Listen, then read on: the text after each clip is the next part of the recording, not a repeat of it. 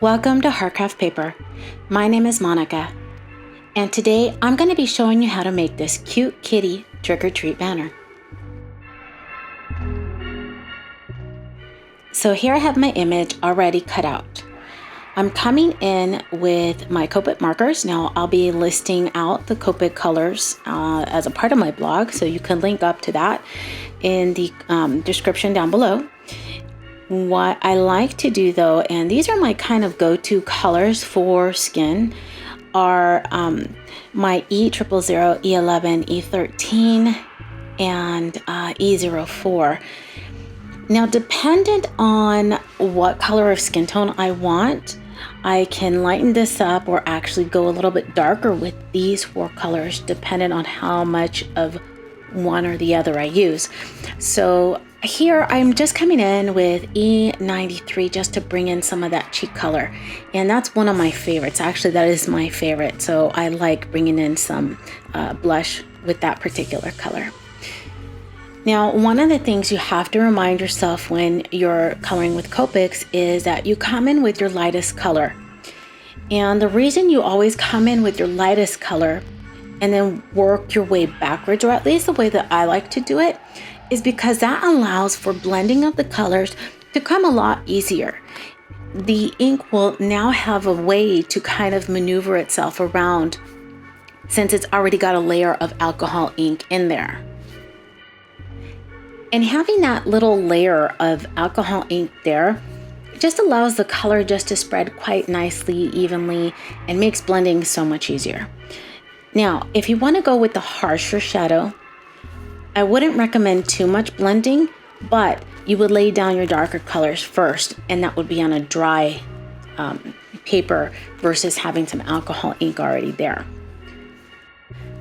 So here's a little tip for you when you're doing hair. I like using color pencils. I use Prismacolor for my coloring when I'm doing this. And the reason for that is that I can get a lot of detail into the hair, such as strands, breaking apart different areas. As you can see here with the black, it's allowing me to put more definition into some of that shadowing and help break apart those strands of hair.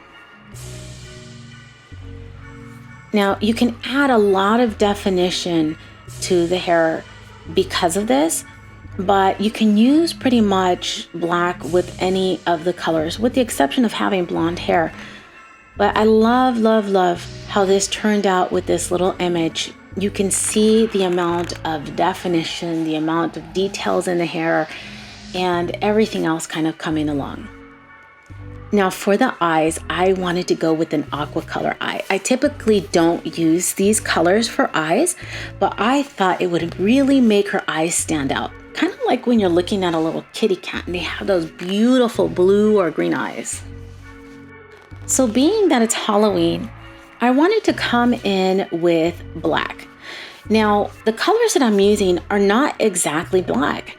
And when you're looking at something that's black in terms of color, it's not really exactly black. There are shades of black. In other words, grays leading on to a darker color. As you can see here, they came out very well.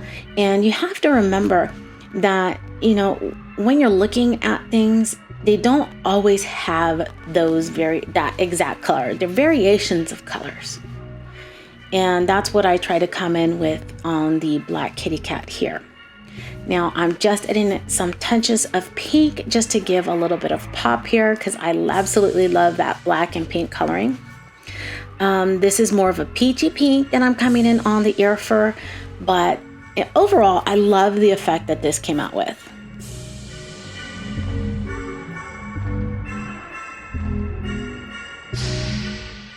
All right, here we have everything die cut and ready to go.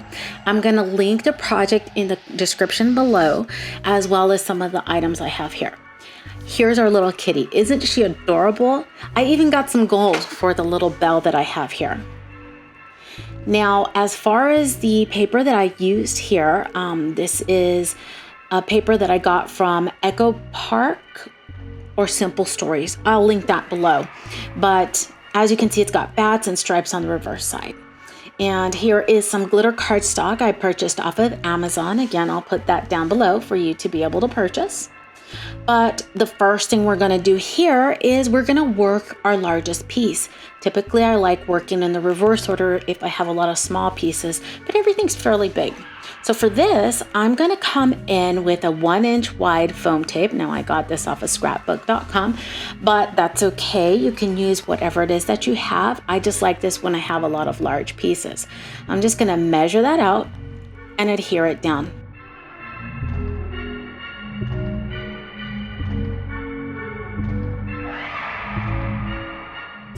Okay, so here's a little trick that I like utilizing with my card bases and attaching things to my card base is I like to pull some of the strips outwards and then just fold back. And here I'm using opposite corners, except I have a middle piece here. What I did is I uncovered quite a long strip there and left the rest covered.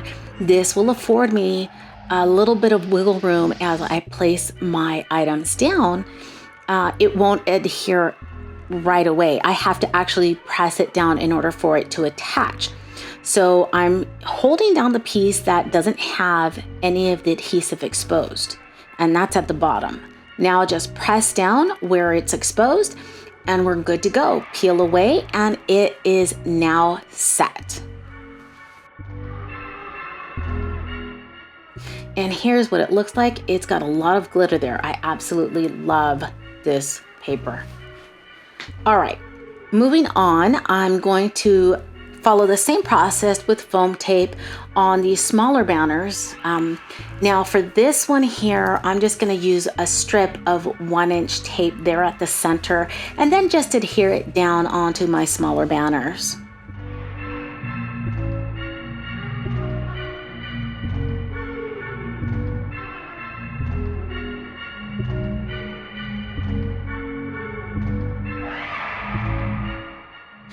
Now here, as you can see, I am going through and utilizing the same technique that I used for adhering, but in the reverse since it only has 2. I'm gonna set that right on over my banner, press down and stick.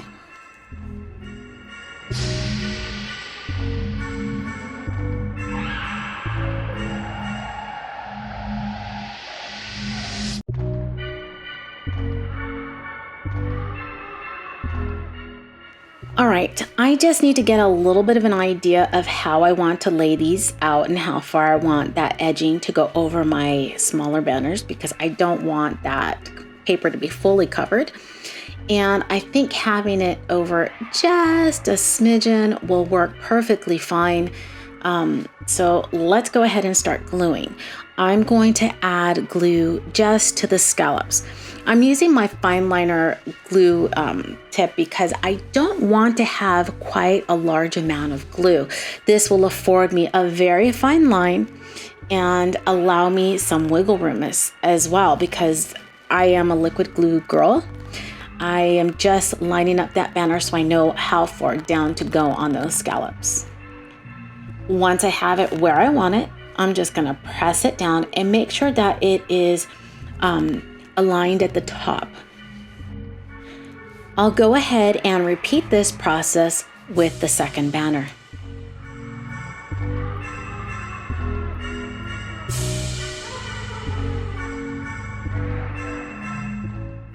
All right, so this is what you should have.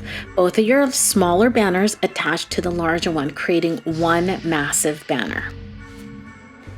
Now I'm gonna start popping on my little goodies. I'm gonna come in and start measuring out where exactly I want to have my items kind of fit on my banner. It's important to always lay out your items just before you're going in with things, because otherwise if you glue it down and you don't like where it's at or you don't like how it looks, it's gonna be a little bit more difficult to lift that back up, especially if you're using liquid glue. So doing this ahead of time does help quite a bit. Somehow I feel that I initially thought about having the 3 lollipops together, but then decided that no, it wouldn't balance out. So I want to have one of the lollipops down here over by the moon on the left side compared to having them all on the right side. And that will help balance this out quite a bit. So I think that's kind of how I'm going to work this. I'm going to start with my sentiment piece. That's the trick or treat on the moon.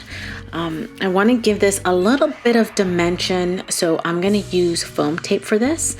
Now, again, I have this wide foam tape, and it actually does help quite a bit because this allows me to cover more space than I would with just having the 1/4 inch or, you know, a 1/2 inch. This one actually works pretty well. So I'm going to line the back of my moon and then set that down onto my largest banner piece.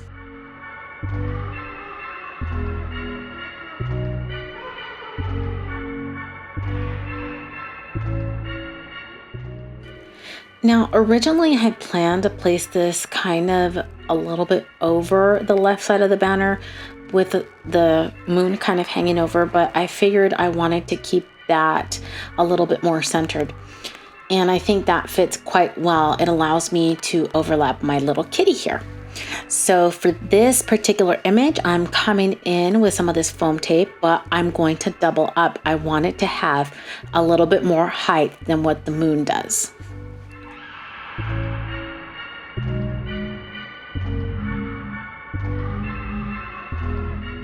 Have my little kitty here ready to go. I have doubled up on all of the foam tape. I didn't cover over the whole entire image just because this is not really going through the mail. This is going to be a decoration and I don't have to worry too much about it getting too smashed. So just center that up right there. Make sure that it kind of hovers over that moon and you're good to go. This came out perfect. All right, so here I have my lollipop and I have 1/8 inch double-sided tape on the back of that. This will help to adhere my image to both of the glitter banner as well as the orange banner that I have here. Sorry. So this allows me to just kind of place it where I want and stick it, and I don't have to worry about waiting for it to dry because I'm using liquid glue. But this really made it quite very simple for me to just set it down and go. Now, again, I did the same thing with the other lollipops. Of course, I lined them, just went ahead and peeled those back and stuck them down. I decided that having one of the lollipops with a face on it or some type of decor on it, like this one has a spider, I wanted one with that black lollipop. I chose the green one because the lollipop already has some orange. And that way it left me with the pumpkin lollipop on the left side and also matched with that little candy piece that I just set down there. And again, that one was only covered with a single piece of 1/4 inch wide foam tape. And here's my pumpkin piece, my little pumpkin lollipop that I'm just gonna set to the left of my trick or treat sentiment there. And this is exactly why I picked this one to be kind of by itself. I didn't want it to blend in too much with that black webbed lollipop. It just kind of stands out. Finally, my last couple of pieces, and this is my little purple candy. I'm just gonna set that up. And this really balanced everything out, kind of going from left to right and having a lot of coverage with different images. Okay, now I have some tulle. This is maybe about 10 inches or 11 inches long, and this is going to act as our hanging piece. Now I'm just kind of showing you a general direction of where I'm going to place this. So we need to get our hot glue going. Make sure that you're very careful. Don't burn any little fingers. You want to keep them nice and safe. So I'm just going to put the glue down first and allow it just a little bit of time to cool, which is just maybe a couple of seconds. Because it's tulle and it's very thin, that glue is kind of going to go ahead and lift. I tried to go over on the left side, but decided moving on forward with the right side because that had been down the longest, and just kind of gently press that down so I don't burn my fingers. Now, as you can see, it looks kind of raw there. It's not necessarily finished. So I'm gonna come in and finish this off with a little bit of squares just to kind of cover that.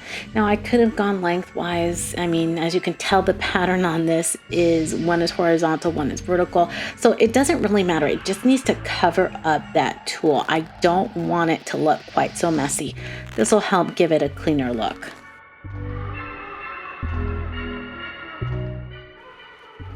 All right, this just needs a little something.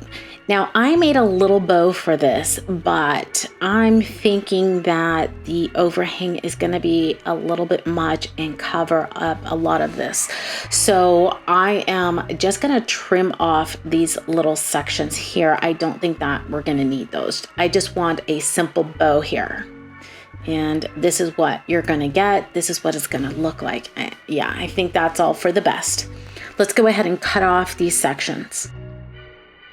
Okay, let's have a look. A plain and simple bow. I think that will work much better and won't cover up so much of what I've got going on here.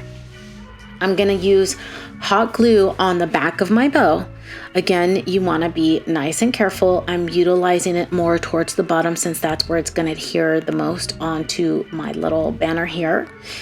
It's gonna go just above the moon on that trick or treat. Make sure you press down and hold it in place so that it adheres well. And there we have it. It's all done. I hope you enjoyed this tutorial and that you visit me again.